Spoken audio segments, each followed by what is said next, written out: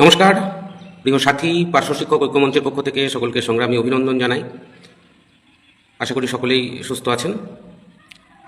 যে বিষয় নিয়ে ফেসবুক লাইভে আসলাম সে বিষয়টা হচ্ছে আমাদের গত 22 তারিখ, গত জুন মাসের 22 তারিখে যে নতুন সরকারের প্রথম বাজেট ঘোষণা হয়েছে, সেই বাজেটে পার্শ্ব শিক্ষকদের 5,000 টাকা ভাতা বৃদ্ধি ঘোষণা করা হয়েছে অর্থমন্ত্রকের তরফ থেকে। তারপরেও মাননীয় মুখ্যমন্ত্রী তিনিও এটা ঘোষণা করেছেন। তারপরেও মাননীয় মুখ্যমন্ত্রী তিনি এটাকে রিপিট করেছেন এবং শুধুমাত্র পার্শ্ব শিক্ষকদের ভাতা বৃদ্ধি করা হয়েছে সেটা তিনি উল্লেখ করেছেন। শুধু উল্লেখ করেছেন তাই নয়, তিনি সংখ্যাটা পর্যন্ত বলে দিয়েছেন যে কতজন প্যারা টিচার এই মুহূর্তে কর্মরত আছেন।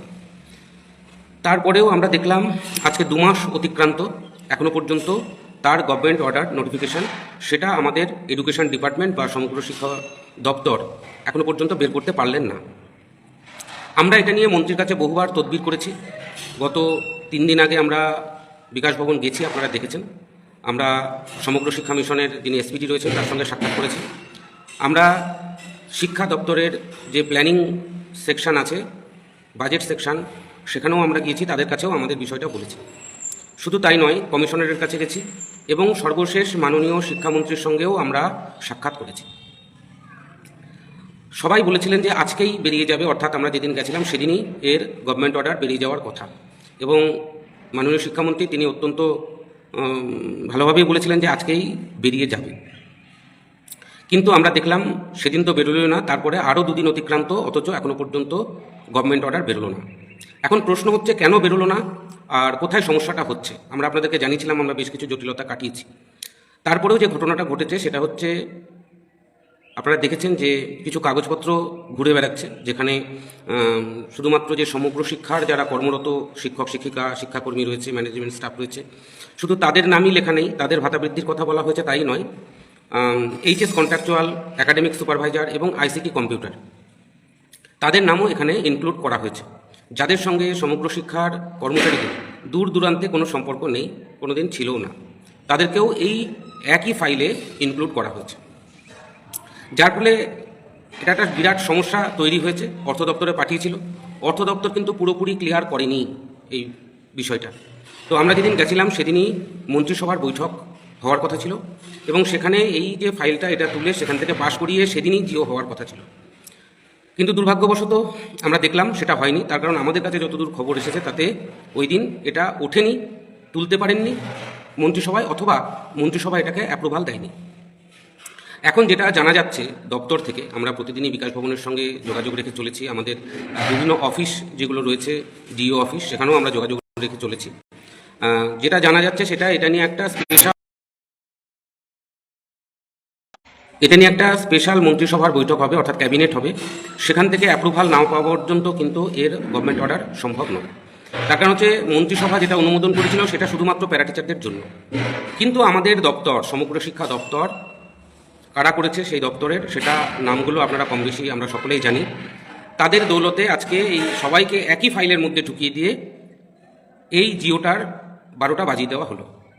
এখন সবাই পাক, সে বিষয়ে আমাদের কোনো রকম দুশ্চিন্তা নেই। আমরা মন্ত্রীকে এটা বলেওছি যে আপনারা সবাইকে দেন, পাড়ার 2-4 জন লোককে ডেকে নিয়ে এসে দিন, তাতেও আমাদের কোনো আপত্তি নেই। কিন্তু যেহেতু প্যারা টিচারদের ঘোষণা হয়েছে এবং ইতিপূর্বে যতগুলো স্যালারি হাইকের গভর্নমেন্ট অর্ডার হয়েছে সবগুলোতেই কিন্তু প্যারা টিচারদের আলাদাভাবে হয়েছে। 2011 সালে যখন ম্যানেজমেন্ট স্টাফেদের ভাতা বাড়ানো হয়েছিল তখন কিন্তু প্যারা টিচারদের ভাতা বাড়েনি। পরবর্তীকালে প্যারা টিচারদের এবং স্পেশাল এডুকেটরদের আলাদাভাবে অর্ডার করা হয়েছিল 2018 সালে যে ভাতা বৃদ্ধিটা হয়েছিল। এখন যেটা করা হলো সেটা সমগ্র শিক্ষা অভিযানের সমস্ত স্টাফ থাকলেও হয়তো বা সমস্যা হতো না, কিন্তু বাইরের কিছু জনকে এখানে কায়দা করে ঢুকিয়ে দেওয়া হলো। এবং এটার জন্য কারা দায়ী, কে দায়ী, কারা এই অপচেষ্টাটা চালালো সেটা আমি বলতে চাইছি না, আপনারাও জানেন বলে আমি বলতে চাইছি না। এখন বিষয় হচ্ছে, একটা অংশ আপনারা দেখতে পাচ্ছেন, আর একটু বৃহত্তর পরিসরে যদি যান তাহলে দেখতে পাবেন যে সরকারটাই শুভেন্দু অধিকারীর সরকার, সম্মানীয় মুখ্যমন্ত্রী, বাকিটা কিন্তু এখনো পর্যন্ত তৃণমূলেরই আছে। তো সেখান থেকেই কোনো ডিস্টার্ব হচ্ছে কিনা, যেমনভাবে আপনারা দেখতে পাচ্ছেন অন্নপূর্ণা যোজনার ক্ষেত্রে যে ঘটনা ঘটছে, আগের মাসে টাকা পেয়েছে, বিগত 2বার টাকা পেয়েছে, অথচ তার নামই নেই, তাকে অ্যাপ্রুভাল আবার নিতে হচ্ছে, বা ইত্যাদি ইত্যাদি ঘটনাগুলো ঘটছে। এগুলো সবটা যে সরকারের দোষ বা মুখ্যমন্ত্রীর দোষ বা দপ্তরের মন্ত্রীর দোষ তা কিন্তু নয়। যারা এই কাজগুলো করছে দায়টা কিন্তু তাদের।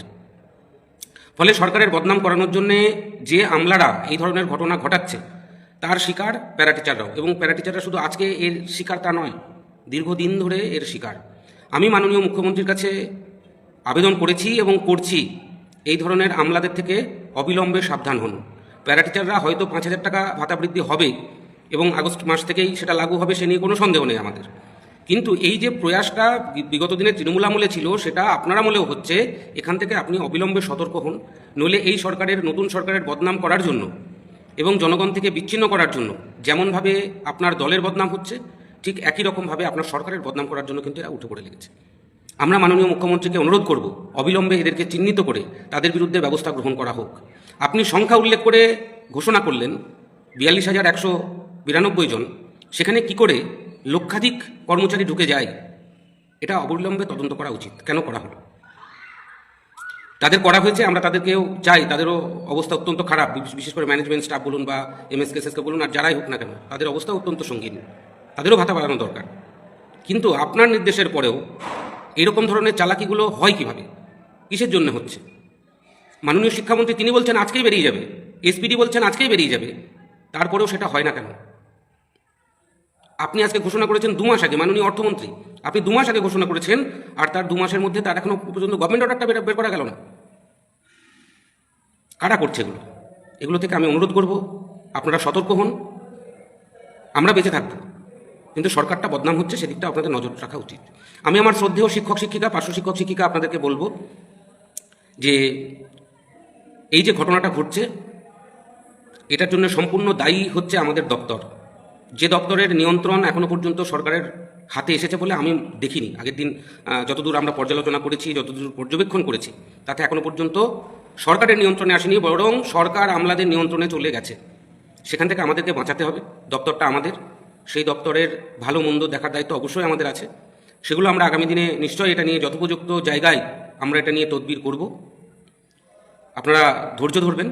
আমরা সরকারের পাশে অবশ্যই আছি, কারণ এই সরকারের পাশে থাকতে হবে। আগামী দিনে আমাদের সংগঠনের পক্ষ থেকে যেমন বড় পরিকল্পনা আছে, সরকারেরও তেমনই বড় পরিকল্পনা আছে। লাস্ট যে বিকাশ ভবনে বৈঠকটা হয়েছে, মাননীয় মুখ্যমন্ত্রী এসেছিলেন, মাস দেড়েক আগে যে বৈঠকটা হয়েছে, কেন্দ্র থেকে অফিসাররা এসেছিলেন, সেখানে মাননীয় মুখ্যমন্ত্রী নিজে আমাদের প্রসঙ্গ তুলেছেন এবং আমাদের বিষয়টা দেখতে হবে সেই নির্দেশ কিন্তু উনি দিয়েছেন। অতএব আমরা এখনই হতাশ হচ্ছি না, এখনই ভেঙে পড়ছি না। আগামী দিনে নিশ্চয়ই মাননীয় মুখ্যমন্ত্রীর সঙ্গে আমরা সাক্ষাৎ করে আমাদের সমস্যাগুলো আরও কীভাবে সলভ করা যায় সেগুলো নিয়ে আমরা নিশ্চয়ই আলোচনা করব এবং সেখান থেকে নিশ্চয়ই বের করে নিয়ে আসবো। এটুকু আস্থা আপনারা রাখবেন। এই জিও আজ হোক, কাল হোক, পরশু হোক বেরোবে, নিশ্চিত থাকুন। এবং আগামীতে স্পেশাল বাজেট ক্যাবিনেট বৈঠক করেই এটা বেরোবে। আমার কাছে যতদূর খবর, সমস্ত জেলাতেই রাজ্য থেকে, অর্থাৎ আমাদের সমগ্র শিক্ষা দপ্তর থেকে বিল পাঠাতে বারণ করে দেওয়া হয়েছে, যে বিলটা 20 বা 22 তারিখের মধ্যে পাঠানো উচিত ট্রেজারিতে। এখন যেহেতু ট্রেজারি থেকে হচ্ছে, যদি সর্বশিক্ষা থেকে হতো তাহলে পরে এরা 26-27 তারিখ থেকে বিল তৈরি করে মাইনা করে দিতে পারতো, কিন্তু ট্রেজারিতে দিতে গেলে 22 তারিখের মধ্যেই ট্রেজারিতে জমা করতে হয়। কিন্তু রাজ্য থেকে নিষেধ করে দেওয়া হয়েছে এখনই বিল না পাঠাতে। নতুন জিও হবে এবং সেই জিওতে সকলের মাইনা বাড়বে, ঠিক এই বলেই কিন্তু সমস্ত জেলাতে কিন্তু আটকিয়ে রাখা হয়েছে। তো আমরা আশা করব যে অতি সাম্প্রতিক এই বিষয়ের সমাধান মাননীয় মুখ্যমন্ত্রীর হস্তক্ষেপে হবে, এই আশায় ভরসা রাখছি। আপনারা কেউ হতাশ হবেন না। আমরা পুরোপুরি পার্শ্ব শিক্ষক ঐক্যমঞ্চ সকলের সঙ্গে আছি এবং এই জিও বের করার জন্য আমরা বদ্ধপরিকর। সকলে ভালো থাকবেন, সুস্থ থাকবেন।